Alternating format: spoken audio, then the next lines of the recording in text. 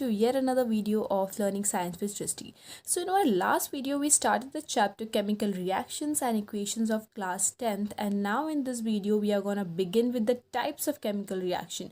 In our last video we have covered till the characteristics of chemical reaction as well as how to balance the chemical equation. So without any further delay, let's get started with today's topic, that is the types of chemical reaction. So there are many types of chemical reaction which are occurring in our day-to-day life, but here in this video we are gonna discuss only few of those reactions which are given in your NCERT book. And let us begin with the first reaction, that is the combination reaction. So combination reaction is that kind of reaction in which a single product is formed from two or more reactant, यानी कि वह उस तरीके का reaction जिसमें एक single product बनता है दो या दो रिएक्टेंट के मिलने पर, दो या दो से ज़्यादा रिएक्टेंट के मिलने पर एक सिंगल प्रोडक्ट का फॉर्मेशन होता है, तो उसे हम लोग कॉम्बिनेशन रिएक्शन बोलते हैं. क्या बोलते हैं? कॉम्बिनेशन रिएक्शन बोलते हैं. Here in this example, you can see that calcium oxide is reacting with water to produce slaked lime or calcium hydroxide. Calcium hydroxide is also known as slaked lime. We should remember this, that calcium hydroxide is also known as slaked lime. सो इस तरीके से हम इस example में देख सकते हैं कि किस तरीके से दो reactant, these are the two different reactants, that is the calcium oxide and the water, and ये दोनों मिलके एक सिंगल प्रोडक्ट बना रहे हैं, that is the calcium hydroxide. So यही तो कॉम्बिनेशन रिएक्शन होता है जिसमें कि एक सिंगल प्रोडक्ट बनता है दो या दो से ज़्यादा रिएक्टेंट के मिलने पे.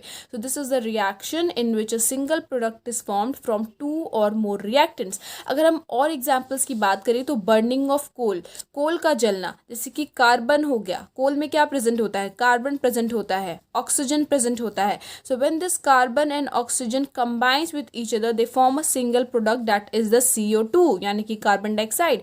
उसी तरीके से वाटर का formation of water is also an example of combination reaction. Here you can C hydrogen gas and oxygen gas combined to form water, that is H2O. So these are the few examples of combination reaction in which a single product is forming from two or more reactant. दिख रहा है कि किस तरीके से दो reactant मिलके एक प्रोडक्ट बना रहे हैं. एंड कॉम्बिनेशन रिएक्शन हम इसी को बोलते हैं कि दो रिएक्टेंट, दो या दो से ज़्यादा रिएक्टेंट मिलके एक प्रोडक्ट बनाएं. ओके, सो ये जो हमने रिएक्शन यहाँ पे लिखा है, this solution is also used for white washing our walls, यानी कि जब भी हमारे घर में पेंट होता है, चूना लगता है हमारे वॉल्स पे, सो that is an example of this reaction. ये रिएक्शन वहाँ पे होता है. ये जो कैल्शियम हाइड्रोक्साइड यहाँ पे एंड में बन रहा है, it react slowly with the carbon dioxide in our air to form a thin layer of calcium carbonate on the wall. So ये जो कैल्शियम हाइड्रोक्साइड यहाँ पे बन रहा है, ये हमारे एयर में प्रेजेंट CO2 के साथ कंबाइन करके क्या बनाता है?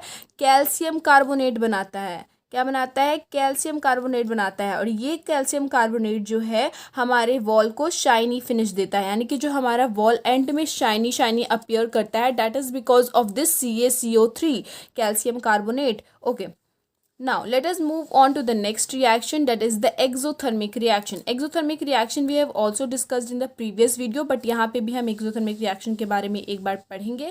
So exothermic reaction is that kind of reaction in which heat is released. ये तो हमें last video में भी पता चल गया था कि उस तरीके का reaction जिसमें heat energy का release होता है और उसके वजह से हमारे उसके आसपास का जो temperature है जहाँ पे वो reaction हो रहा है वो rise हो जाता है, बढ़ जाता है. Ultimately बढ़ेगा ही क्योंकि heat energy का रिलीज हो रहा है, so temperature will rise. So the very common example of this exothermic reaction is the respiration process. Respiration process जो हमारे बॉडी में होता है, it is an example of exothermic reaction. जितना भी चीज़ हम खाते हैं, like rice, potatoes and bread, all of these substances which we eat contain carbohydrate. सब में क्या होता है? कार्बोहाइड्रेट्स होता है. ये कार्बोहाइड्रेट जो है they are broken down to glucose. हमें पता है डाइजेशन का प्रोसेस होता है, अल्टीमेटली सिंपलेस्ट फॉर्म में कन्वर्जन होता है, दैट इज ग्लूकोज के फॉर्म में कन्वर्जन होता है. ठीक है, तो ग्लूकोज में कन्वर्ट हो जाता है और ये जो ग्लूकोज है it combines with the oxygen जो हमारे सेल्स में प्रेजेंट होता है. सो ये ग्लूकोज उस ऑक्सीजन के साथ कंबाइन करके क्या बनाता है? Carbon dioxide, water and energy. इसी से तो हमें एनर्जी मिलता है ना। Respiration is the process by which we get energy for performing various functions of our body. So respiration is an example of exothermic reaction जिसमें एनर्जी का क्या होता है, रिलीज होता है। क्या होता है, रिलीज होता है। Okay, now let us move on to the next reaction, that is the endothermic reaction। कि endothermic reaction basically होता क्या है। So endothermic reaction is a reaction in which the heat is observed and causes the surrounding to cool। Exothermic reaction के उल्टा हो जाएगा endothermic reaction. Exothermic reaction में हमने क्या देखा कि हीट एनर्जी का रिलीज हो रहा था, बट एंडोथर्मिक रिएक्शन में क्या होगा, हीट एनर्जी अब्जॉर्व होगा, यानी कि रिएक्शन को अकर करने के लिए हीट एनर्जी का रिक्वायरमेंट होगा, इसलिए हीट एनर्जी क्या होगा, अब्जॉर्व होगा। सो जितना भी डिकम्पोजिशन रिएक्शन होता है, जितना भी क्या होता है, डिकम्पोजिशन रिएक्शन होता है, ब्रेकडाउन वाला रिएक्शन होता है, उन सब में हीट का रिक्वायरमेंट होता है। क्या होता है, हीट का रिक्वायरमेंट होता है। जैसे कि यहाँ पे हम देख सकते हैं किस तरीके से कैल्शियम कार्बोनेट जो है हीट को अल्टीमेटली अब्सॉर्ब करके किसमें ब्रेक डाउन होता है, कैल्शियम ऑक्साइड एंड CO2 में। It is getting break down into calcium oxide and carbon dioxide. Okay, so this is an example of endothermic reaction in which heat is being absorbed to produce this reaction or to produce the products। Okay, now let us move on to the fourth reaction, that is the decomposition reaction। कि decomposition reaction क्या होता है। So basically हमने अभी पढ़ा combination reaction। So combination reaction को अगर हम लोग उल्टा ले लें ना, तो that is the decomposition reaction। क्या हो जाएगा, वो हो जाएगा डीकॉम्पोजिशन रिएक्शन हो जाएगा। हमने कॉम्बिनेशन रिएक्शन में क्या देखा कि एक प्रोडक्ट बन रहा था दो या दो से ज़्यादा रिएक्टेंट के मिलने पे, तो यहाँ पे होगा उल्टा कि यहाँ पे ना एक रिएक्टेंट से दो या दो से ज़्यादा प्रोडक्ट बनेंगे। So when single reactant break down to give simpler products, या फिर प्रोडक्ट्स हम लोग यहाँ पे बोल रहे हैं प्रोडक्ट्स, बिकॉज यहाँ पे दो या दो से ज़्यादा प्रोडक्ट बनेंगे। So here you can see clearly कि किस तरीके से FeSO4 जो है, यानी कि ferrous sulphate is getting converted into ferric oxide, sulphur dioxide and sulphur trioxide. किस तरीके से कन्वर्जन हो रहा है, यानी कि एक ही रिएक्टेंट मिलके दो या दो से ज़्यादा क्या बना रहे हैं, प्रोडक्ट बना रहे हैं। सो इसे हम क्या बोलते हैं, डीकॉम्पोजिशन रिएक्शन बोलते हैं। डीकॉम्पोजिशन रिएक्शन का एक बहुत कॉमन एग्जाम्पल है सिल्वर क्लोराइड का ब्रेक डाउन होना, यानी कि AgCl का ब्रेक डाउन होना in the presence of light के प्रेजेंस में इसका कन्वर्जन होता है AgNCl2 में। सो this is also an example of decomposition reaction.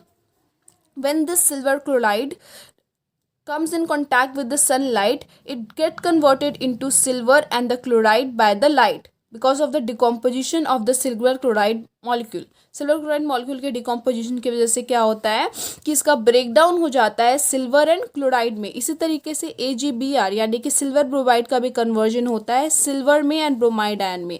और ये जो टेक्निक है it is used in the white and black photography. ये वाइट एंड ब्लैक फोटोग्राफी में यही टेक्निक क्या होती है, यूज़ की जाती है। Okay, now let us move on to the next reaction, that is the displacement reaction।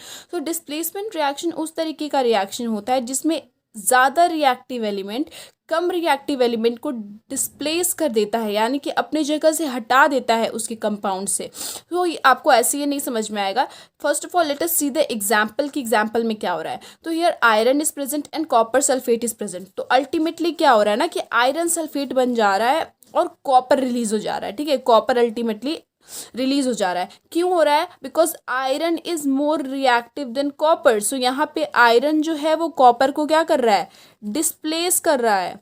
Iron is more reactive element than copper, और यहाँ पे अल्टीमेटली कॉपर की जगह क्या आ गया, आयरन आ गया, और कॉपर क्या हो गया, रिलीज हो गया। सो this is the displacement reaction जिसमें कि एक हायर रिएक्टिव एलिमेंट यानी कि ज़्यादा रिएक्टिव एलिमेंट जो कम रिएक्टिव एलिमेंट को उसके ही कंपाउंड से क्या कर देगा, हटा देगा और उसके जगह पे आ जाएगा, as you can see here in this product. So this is an example of displacement reaction. आपको ये क्वेश्चन जो है बोर्ड में ऐसे पूछे जा सकते हैं कि आपको एक रिएक्शन दे दिया गया है particularly and you will have to say कि किस तरीके का रिएक्शन है वो। सपोज आपको ये रिएक्शन उठा के दे दिया जाएगा and you will be asked right the name of the reaction, what kind of reaction is this, ऐसे करके क्वेश्चंस आते हैं बोर्ड्स में। So you must be careful about this कि इसमें बेसिकली हो क्या रहा है।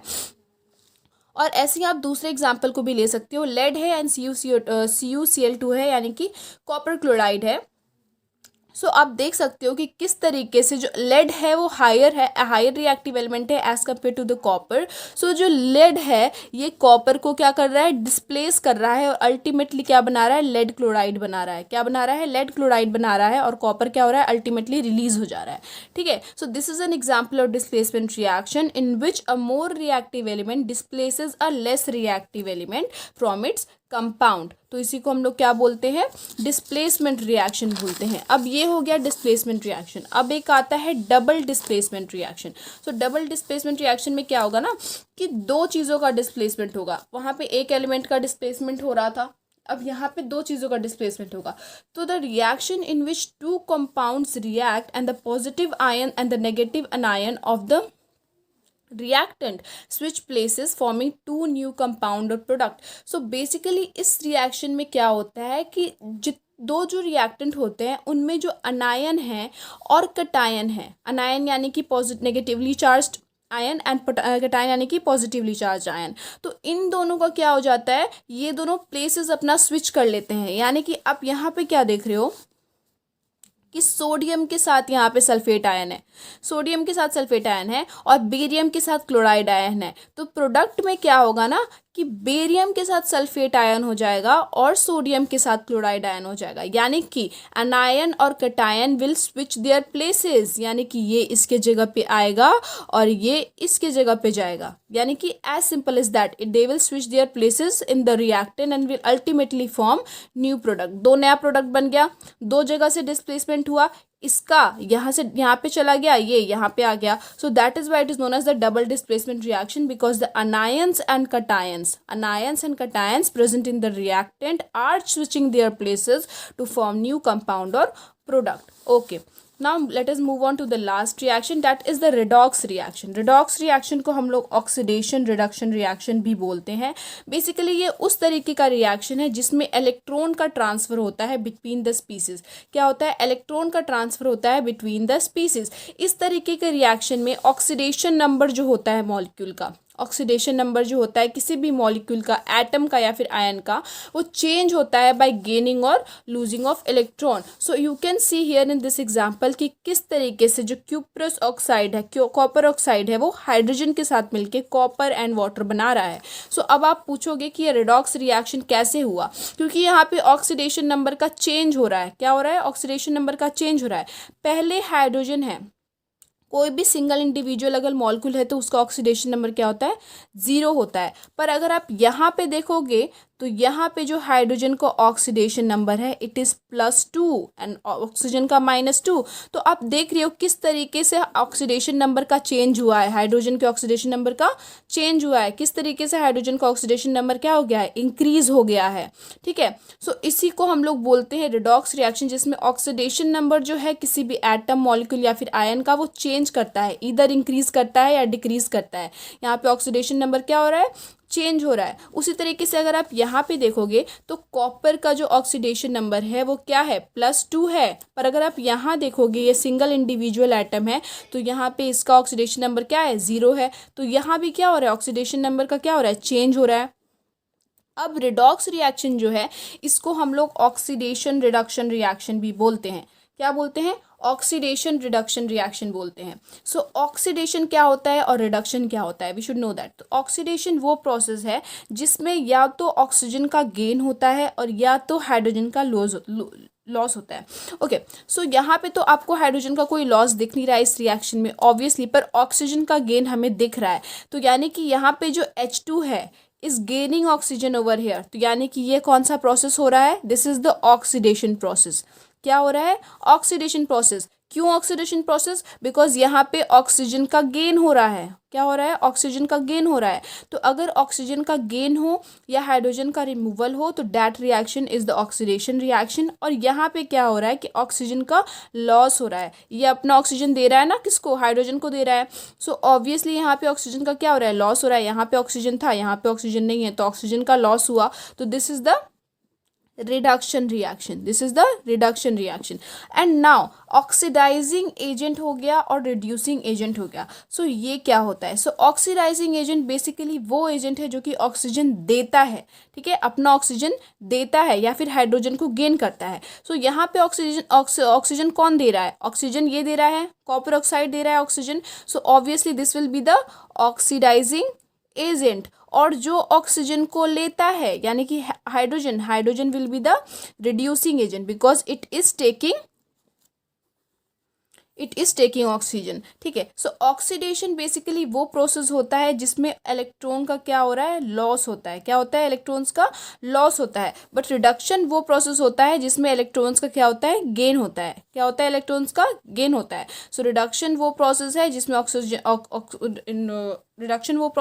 इलेक्ट्रॉन्स का गेन है and oxidation is the process in which involves the loss of electrons. As simple as that. फिर से अगर मैं आपको ये समझाऊं तो रिडक्शन वो प्रोसेस है जिसमें ऑक्सीजन का लॉस होता है, ऑक्सीडेशन वो प्रोसेस है जिसमें ऑक्सीजन का गेन होता है। नाम से ही पता चल रहा है ऑक्सीडेशन यानी कि substance is getting oxidised, oxygen का एडिशन हो रहा है। सो ऑब्वियसली यहाँ पे सिंपल है कि H2 में ऑक्सीजन का एडिशन हो रहा है, सो this is a oxidation reaction.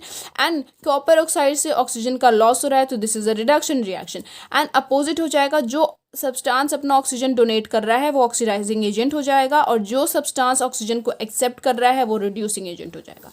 Okay, now let us move on to the two topics which are given in your NCERT, that is the corrosion and the rancidity.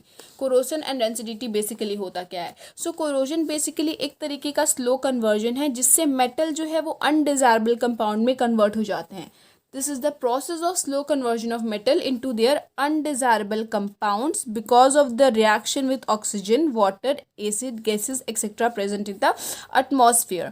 तो हमने last video में ही देखा था rusting of iron हमने पढ़ा था। So rusting of iron is an example of corrosion कि किस तरीके से एक जो मेटल है वो अनवांटेड अनडिजायरेबल कंपाउंड के साथ कंबाइन करके एक अनडिजायरेबल मॉलिक्यूल या फिर अनडिजायरेबल प्रोडक्ट बनाता है। ओके, सो यहाँ पे rusting of iron is an example of corrosion in which the metal is combining with oxygen, water या फिर acid and gases present in the atmosphere to form the ultimately undesirable unwanted compound. So Fe plus O2 in the presence of XH2O. Why? Because moisture is also always present in our environment. So combine करेगा और ultimately क्या बनाएगा? Rust बनाएगा which is reddish brown in colour. So rusting of iron is an example of corrosion.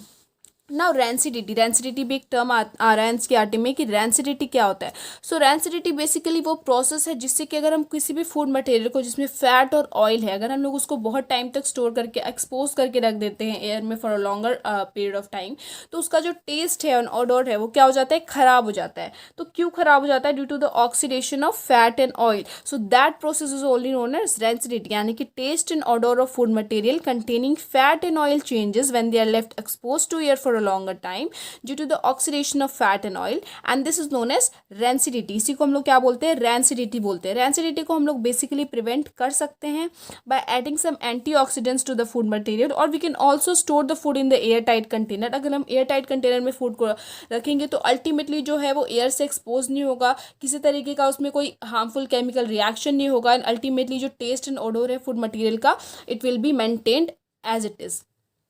Okay, so this was all about today's video students. अगर आपको सब कुछ अच्छे से समझ में आया हो so please like share and subscribe to my channel. And अगर आपको कोई भी डाउट हो, किसी भी तरीके की कोई दिक्कत आ रही हो इस पूरे चैप्टर में so please let me no in the comment section below. And also अगर आपको कोई और टॉपिक बाकी टॉपिक से पहले पढ़ना है तो you should let me know also that, ताकि मैं आपको वो पहले पढ़ा दूँ। Okay, bye bye, see you in the next video.